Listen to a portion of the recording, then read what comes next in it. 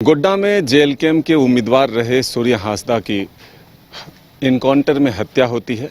JLKM के केंद्रीय उपाध्यक्ष हमारे साथ मौजूद हैं, सूरज जी, इनसे ही जानते हैं इसको आप किस रूप में देखते हैं। ये जो एनकाउंटर का रूप दिया गया, हत्या है या फिर क्या है? देखिए, ये पूरे झारखंड में एक क्रोनोलॉजी चल रही है। वो क्रोनोलॉजी ये है कि प्रशासनिक तौर पर एक मुखौटा दिखाना है पूरे राज्य में कि इस राज्य का अगुआ आदिवासी मुख्यमंत्री है, ताकि पूरे राज्य के 3.5 करोड़ लोगों को ये सेंटीमेंट जाए कि हमारा अगुआ मुख्यमंत्री है। लेकिन हमारा अगुआ मुख्यमंत्री है वो सिर्फ मुख्यमंत्री है। एडमिनिस्ट्रेशन पूरा बाहरियों के हाथ में है, पूरा सिस्टम बाहरियों के हाथ में है, पूरा कोल माफिया बाहरी का हाथ में, बॉक्साइड माफिया बाहरी हाथ में है, जमीन माफिया बाहरी हाथ में है, लगभग पूरा जो बाजार है वो बाहरियों के हाथ में है। हम लोग को इन लोग चाहता है कि सीमित रखने के लिए, कि इन लोगों के लिए जमीन लूटो। तो प्रश्न ये है कि जो हांसदा जी की जो इनकाउंटर हुई है, इसलिए नहीं हुई है कि वो कोई क्रिमिनल थे, नहीं। जो इस राज्य में आवाज बनेगा, चाहे वो आदिवासी हो, मूलवासी हो, सदान हो, किसी जाति, किसी धर्म से हो, किसी समुदाय से हो, किसी पंथ से हो, अगर वो झारखंडी होगा तो ये बाहरी लोग और बाहरी एडमिनिस्ट्रेशन, चाहे वो यहाँ का पुलिस प्रशासनिक अध्यक्ष हो, चाहे वो डीजीपी हो, सेक्रेटरी हो, चाहे इवन चीफ मिनिस्टर हो, कोई नहीं चाहता है कि कोई नया लीडरशिप उभर के आए। आपसे मेरा सवाल है, मेरा लोगों से सवाल है कि क्या समाज का अगुआ, क्या कोई आंदोलनकारी, जैसे हमारा मैंने 1855-56 से हूल क्रांति से लेकर के शिबू सोरेन के अंतिम समझिए क्रांति जो हुई, धनकटनी आंदोलन, जितने भी इंक्लूडिंग शिबू सोरेन तक, दिवंगत शिबू सोरेन तक, सबके ऊपर एफआईआर हुआ। उधर अंग्रेज करते रहे, फांसी चढ़ाते रहे हमारे क्रांतिकारियों को, और इधर अलग राज्य के बाद इन लोगों को तरह तरह का केस में फंसाया गया। इवन शिबू सोरेन के ऊपर भी कितना सारा चार्ज है। मेरा सवाल इस सरकार से है कि क्या शिबू सोरेन के ऊपर मर्डर केस का चार्ज नहीं है कि नहीं है? बिल्कुल है। तो क्या अगर उस समय का प्रशासन अगर माननीय दिशुम गुरु शिबू सोरेन को अगर इनकाउंटर कर दिया होता, तो एक आदमी जो कि छोटा नागपुर का, जिसको पिता कहा जाता है, जिसको झारखंड राज्य का पिता कहा जाता है, क्या वो फिर बाहर निकल के आता? नहीं आता। कहने का मेरा ये मतलब है कि चाहे वो निर्मल महतो जी हो, या और भी टिकैत उमराव सिंह जी हो, या जितने भी हमारे क्रांति का चांद भैरव फूलो झानो, जितने भी लोग हैं हमारे, सब लोगों ने इस राज्य के लिए लड़ाई लड़ी, और लड़ाई लड़ी तो इन लोगों के ऊपर तरह तरह का केस हुआ। तो भाई, हर आंदोलनकारी के ऊपर आप केस कर रहे हैं, उसके बाद एंटी सोशल एलिमेंट बना दे रहे हैं, उसको नक्सली बना दे रहे हैं, कोल माफिया किलर बना दे रहे हैं, मर्डरर बना दे रहे हैं, उसको लास्ट में इनकाउंटर कर दे रहे हैं। तो देखिए, जो अल्टीमेट पर्पज़ है सरकार का, और जो अल्टीमेट पर्पज़ है जो बाहरी लोगों का, वो ये है कि झारखंड में लोकल लीडरशिप उभर के नहीं आना चाहिए। क्योंकि लोकल लीडरशिप उभर के आएगा तो एक तो हेमंत सोरेन को बहुत खट रहा है ये बात कि नहीं, कोई आदिवासी लड़का आगे बढ़ रहा है, उसको हटाओ, एकदम रास्ता से हटाओ। हम लोग नहीं समझ रहे हैं बात को कि क्यों इनकाउंटर हुआ है। दूसरा बात कि जितने भी बाहरी लोग हैं, जिनका आईएएस आईपीएस भी बाहरी है, जिनका नेता भी दिल्ली में है, झारखंड का लोग का नेता भी दिल्ली में नहीं, अभी तो शुरू हुआ है चिंगा चुंगी। ये 50 साल 100 साल का कहानी होगा, ये 10-20-30 साल का कहानी होगा। लेकिन जितने भी यूपी बिहार से लोग यहाँ चल के, जिनके नेता ऑलरेडी मिनिस्टर हैं सेंट्रल में भी, उनके यहाँ आईएएस आईपीएस भी हैं, यहाँ पर काम कर रहे हैं, वो सारा एडमिनिस्ट्रेशन नहीं चाहता है भाई साहब कि यहाँ पर कोई लड़का किसी भी तौर से, चाहे आंदोलनकारी के तौर पर, नेता के तौर पर बाहर निकले। और ख़ास करके यहाँ कोयला का बहुत बड़ा खेल है।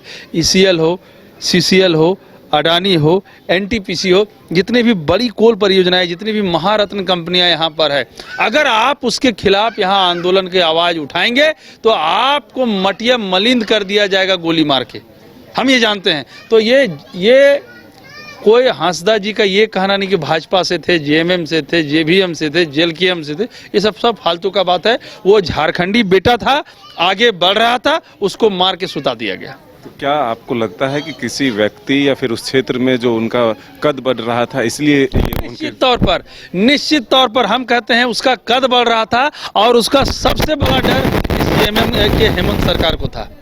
अगर वो किसी के गले का कांटा बन रहा था तो वो सिर्फ और सिर्फ हेमंत सोरेन के गले का कांटा, वो गले का कांटा निकाला गया है। एक आदिवासी परिवार का बच्चा आज जो पूरा राज्य और देश का सहानुभूति दिसुम गुरु के साथ है। दिसुम गुरु का क्या कोई केस नहीं था?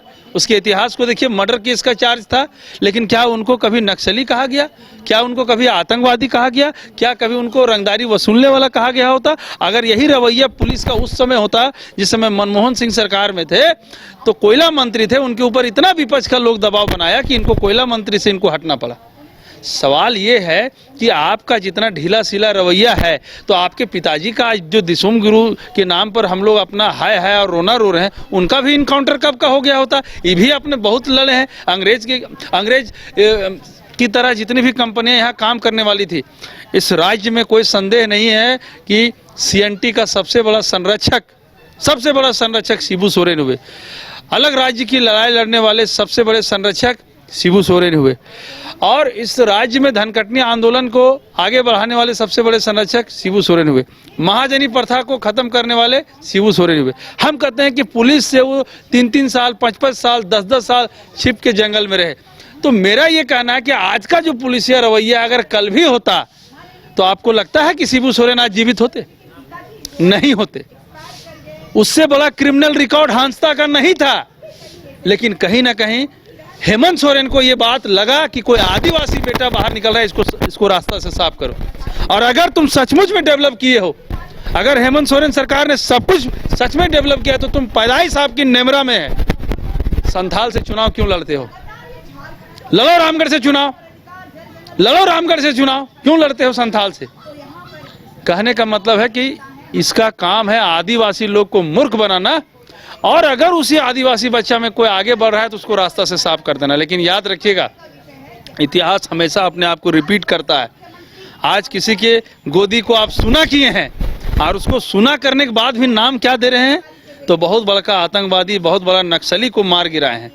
इन लोग को तो अवार्ड मिलना चाहिए। यहाँ के DGP को तो मैंने इसको राष्ट्रपति की तरफ से अवार्ड मिलना चाहिए। गोली चलवा रहा है, किसको गोली चलवा रहा है? जिसके आगे पीछे न आगे नाथ ने पीछे पगा। ये लोग गोली धनबाद में जो दिन दहाड़े 300 गाड़ी पार कर रहा है, जिसके स्कॉट में 20-20 गाड़ियां चलती है, AK-47 ऐसा राइफल है, एक से एक राइफल है, और करोड़ों रुपए का वहाँ कोयला का दोहन हो रहा है। इस DGP का गोली वहाँ काहे नहीं चलता है? इसका इनकाउंटर वहाँ काहे नहीं होता? आप लोग पूछते काहे नहीं ये सवाल? आप लोग क्या चाहते हैं? इस एनकाउंटर की जांच क्या होनी चाहिए? इस इनकाउंटर की जांच CBI से हो, और CBI तो जांच करते करते 3 साल, 4 साल, 5 साल, 10 साल लगा देगी। लेकिन हम इस मीडिया के माध्यम से कहना चाहेंगे कि तुम प्रशासनिक और पुलिसिया संविधान में तुम लिखो कि एक नक्सली को मारे हैं, और झारखंड आंदोलनकारी हम लिखेंगे कि हांसदा ने शहादत दी है, हांसदा ने इस राज्य के लिए अपनी कुर्बानी दी है। आपके JLKM के अध्यक्ष कब जाएंगे उनके परिवार से मिलने या फिर एक संतावना देने के लिए? जरूर जाएंगे। उनके पत्नी और उनकी मां से लगातार हम कांटेक्ट में हैं। हम लोग, हमारी पूरी टीम कांटेक्ट में है। और मैं फिर बार ये बोल रहा हूं, कोई पार्टी परोछ के लिए नहीं है। अगर भाजपा का भी कोई आदमी होगा और अगर आंदोलनकारी होगा और उसको गोली मारा जाएगा, तो JLKM खड़ा होगी, पार्टी के नाम पर नहीं, झारखंडियत के नाम पर। खनिज के संरक्षण की बात के लिए अब JLKM के लोग आवाज उठा रहे हैं, तो लग रहा है कि आने वाले दिनों में और भी लोग टारगेट में होंगे, उनको नुकसान निश्चित तौर पर। अभी हेमंत सोरेन के सरकार में और खास करके ये फर्जी एनकाउंटर हुआ है और ये फर्जी DGP कराया। आपको पता है ये DGP का टाइम खत्म हो गया है, ये एक्सटेंशन पर है, आप लोग को मालूम है कि नहीं है?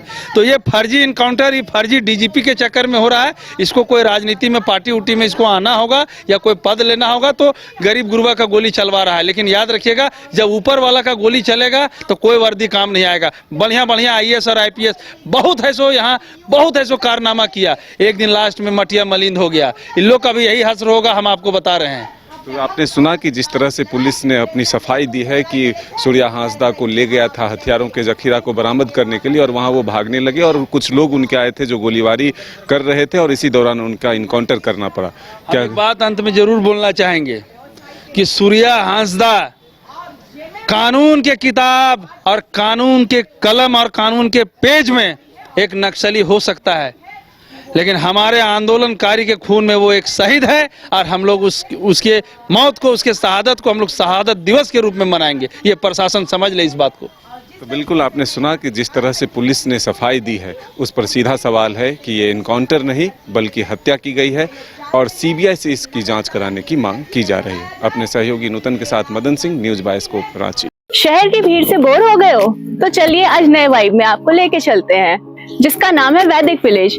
एम्स पटना से 10 मिनट की दूरी पर नौबतपुर में स्थित ये सोसाइटी सिर्फ आपके लिए है। यहाँ पे मेन रोड 30 फीट की है, रिंग रोड 24 फीट की है और ब्रांच रोड 20 फीट की है। यहाँ मिलेगा आपको स्विमिंग पूल, जॉगिंग ट्रैक, मंदिर और 24/7 सिक्योरिटी कैमरा जैसी बेसिक एमिनिटीज। शांति और सुकून से भरा प्लॉट चाहिए तो सोचना बंद करो, अभी कॉल करो नीचे दिए हुए नंबर पे।